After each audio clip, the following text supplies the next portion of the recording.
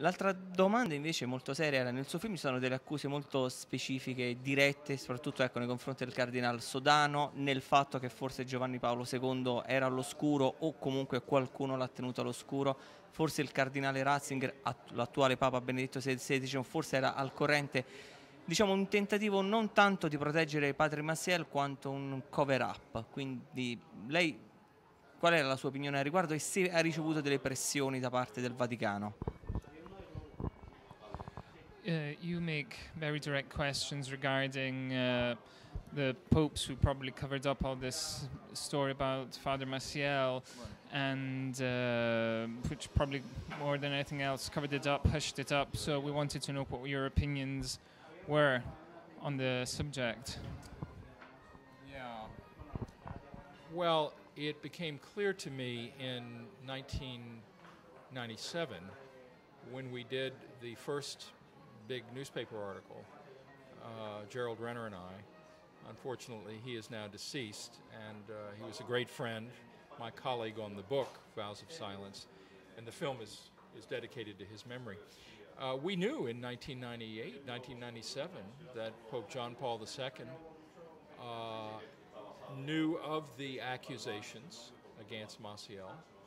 The Vatican refused to respond to our questions, and so one could not help but conclude that either they did not care whether the allegations were true, or they did not want to know if the allegations were true.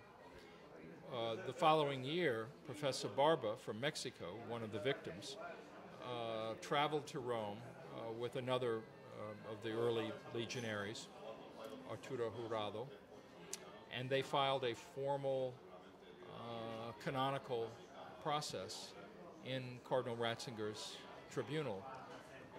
This was in October of 1998. Once again,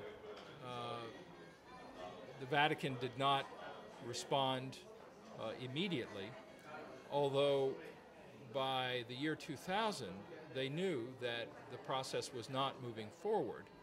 And according to their canon lawyer in Rome, a woman named Martha Vagan, who represented them in the case, it was Cardinal Sodano who was putting pressure on Cardinal Ratzinger not to move forward. When in 2004, it's my wife, yes, but I'm talking to you, so it's more important that we, right. But in 2004, as Pope John Paul was getting more and more ill, Ratzinger decided to open an investigation. So I think it's important to draw a distinction between what Pope John Paul II, God bless him, what he did not do. He stood back, didn't want anything to do with the allegations, whereas Ratzinger, as cardinal, started the investigation. After he became pope, he removed Maciel from active ministry. But, and as the film reports, the film is really about the investigation, and so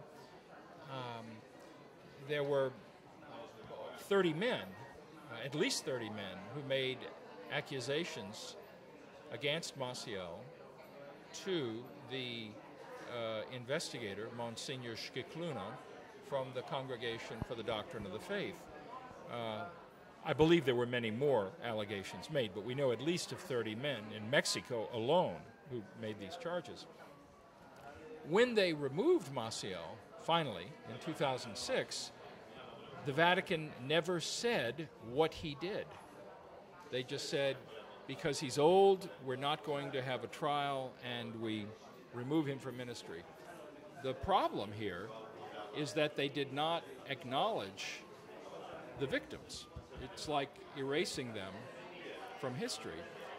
Well, now, just 5 months ago, the Legionaries of Christ announced that Father Maciel has a daughter in her 20s, she's living in Spain.